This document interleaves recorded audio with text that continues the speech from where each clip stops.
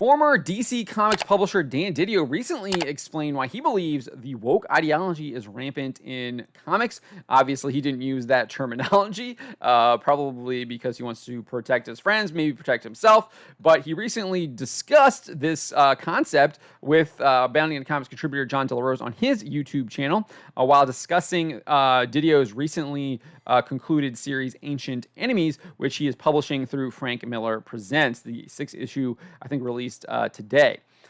Which Wednesday was the day that I'm recording this. But DiDio said, I used to have an expression that I put in Ancient Enemies. I used to say corporations don't have values. Corporations have profits. So, the only time they have values is they think it's going to add to their profits. So when people start to talk about what a company stands for, a company stands for money. That's all they ever do. If you ever think anything more than that, you're misguided. They present themselves differently.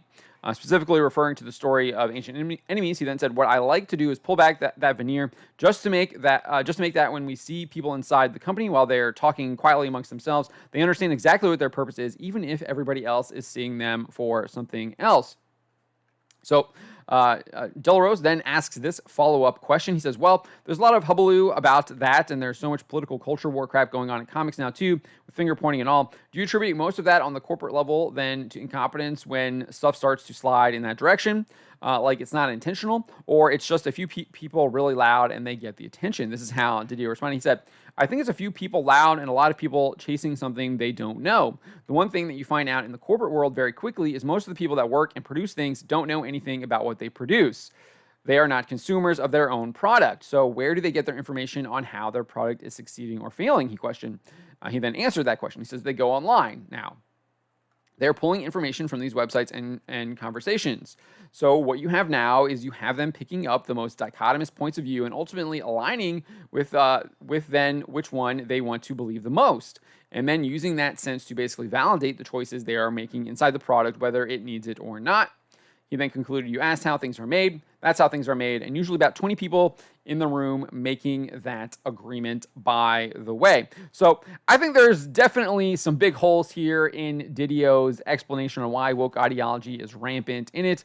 This idea that they're chasing profits. If that was indeed the case, why have they not abandoned it? They're clearly losing lots and lots of money. You're seeing that with corporations like Bud Light, like Target. Obviously, DC Comics and Marvel, their sales have absolutely cratered. We've been documenting this since like 2015, 2016, and they've only gotten worse year after year. We now have people like Mark Miller raising alarm bells. I think he's a little bit too late. So I don't really buy into that. I think there has to be something else going on. Obviously, you can make the ESG argument where they were replacing their poor sales with revenue from basically subsidies from stock prices from people that wanted to effectively change culture. I can't remember what the guy is, but he basically says we need to force people to change behavior, and this is how we're going to do it.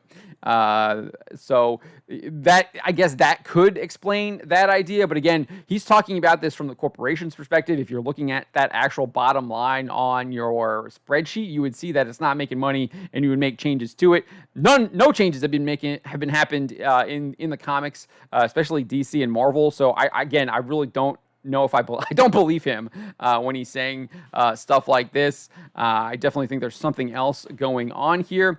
Obviously, there are a bunch of loud people saying this, and they are seemingly being able to manipulate people and get their way. But again, I think that's because they're also a very powerful elite that are pushing it as well. Our pinned comment on X or Twitter, whatever you want to call it, has the Archbishop specifically talking about that. Definitely something to look into. The elite are the ones pushing this. So I think there's something to that as well. He doesn't mention any of that. And then like this idea that they're pulling from like news sites and are kind of driving what's happening in the book. I just don't believe that whatsoever either. You should have plenty of data points from your point of sale stuff. And the fact that he kind of is like just ignoring that and saying like, oh, we don't really know what's driving our sales, so we're going to go look at a website to figure that out. That just seems like absolute incompetence, and I don't really buy that either. So I think there's a lot of smoke here that he's blowing, and I don't think there's a lot of fire. And I think there's obviously a lot more going on than what he actually let on here. And I'm actually going to criticize John on this. I think he should have actually kind of pushed him a little bit further on this, specifically here at this last question. So there's actually a super chat question towards the end of the show, towards the end of the interview, where one of the viewers asked, Dan, do you think there's a chance that our beloved characters like Batman and Superman will save from the SJWs who have taken over? He then briefly answered, look at the cycle of the characters, look at the world, where we've been over the years, look at how many times the characters have changed and moved on. So I just feel like that he's just kind of punting on that. And I didn't include it here, but John kind of like gave him a way out because he pulls up a book and is like, look, this Batman book is great. But for every like one Batman book that's great, you have like 20 that are absolutely awful. So, and you've got Tom King writing Wonder Woman now in a clear political allegory, and it's just absolutely cringe and terrible. And then you have this one here, Batman Fortress #1, which came out just last year, where Batman is literally just like, okay, they're looting and rioting, that's great. I don't like crime, good, and just goes off and like leaves them alone instead of trying to actually stop them.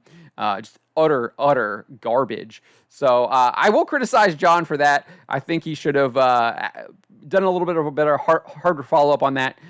Grilled, put his little feet to the fire a little bit, and then I would have liked to have let him have Dan answer this question in more full before John cut him off there.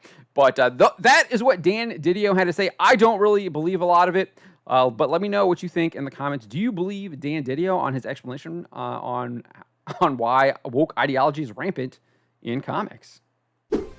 Subscribe for more.